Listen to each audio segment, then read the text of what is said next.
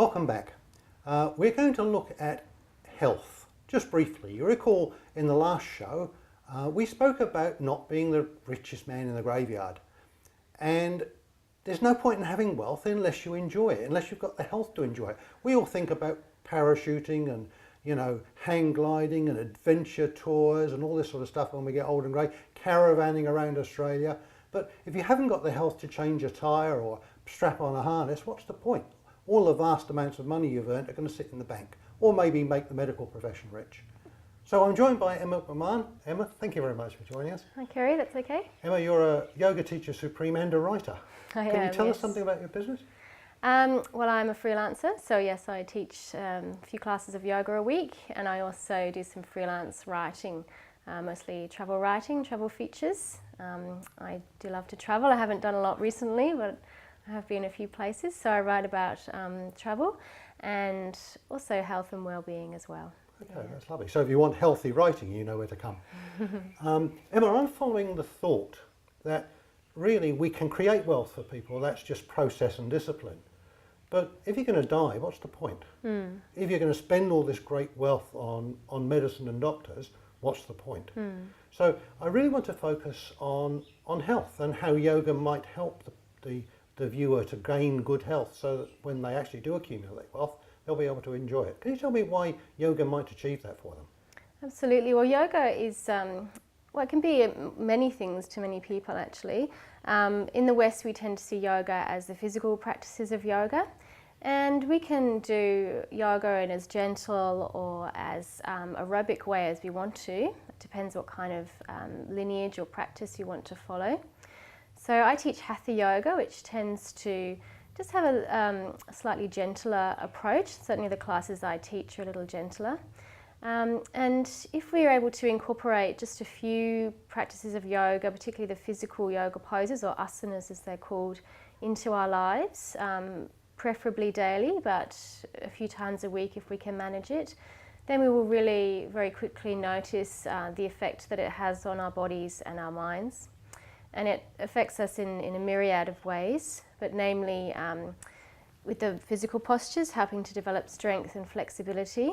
And that also translates to the mind as well. And we become more aware of how we're holding ourselves physically, how we're thinking, and how we're interacting with others on a day-to-day basis. And that kind of awareness that yoga brings really helps us to be a lot happier. And it's the health and the happiness that yoga brings, which really equates to wealth in my eyes. I'm not sitting here on this mat pretending to be a yogaist. I do attend yoga and I have for a number of years. And I must admit, I find it very beneficial. They say that people who spend a lot of time on their head don't go bald. So clearly I haven't spent enough time on my head. The mind side of yoga, can we spend just a little bit of time on that? Sure, yeah. Well, often people approach yoga through the physical practices, as I just touched on before. And through these physical practices, we can gradually become more aware of our habits, and that's not just physical, but also our thinking habits, the way we think, the things that we tell ourselves. So we've often heard a lot about thinking more positively, to be happier, but often we're not aware of our thoughts, and yoga really brings that awareness to our thoughts and helps us to realize when we're actually making ourselves miserable.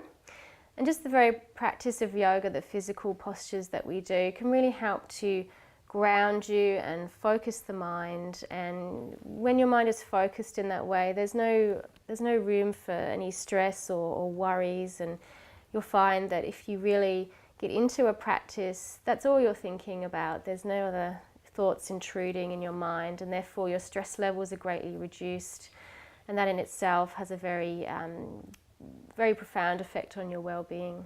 So it's this mind-body effect that would make yoga ideal for people to maintain health and vitality in their older ages? Absolutely, and you can practice yoga at any age. You don't need to be flexible, you don't need to be strong, and that's what a lot of people think that you need to be before you start yoga.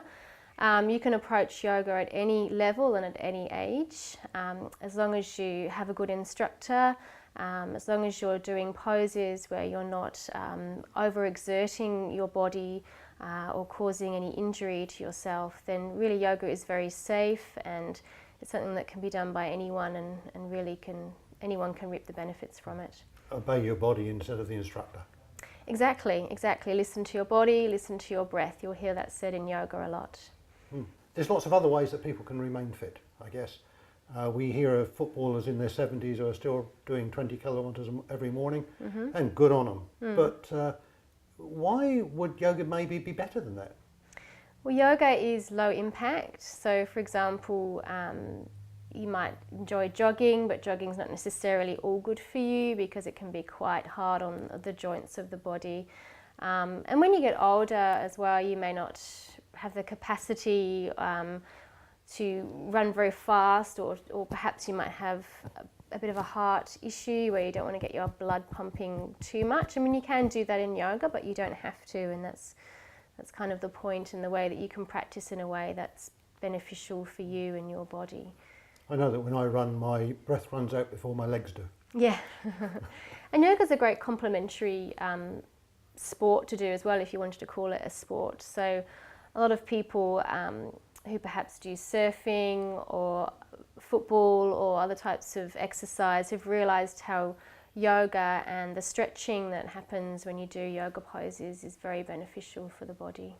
Lovely. Thank you very much for joining us, Emma. That's okay, pleasure. And I really hope that everyone who's watched it is going to rush out and connect with their active side. Let's hope so. Thank you for joining us. That's the end of Wealth Plan TV for this week.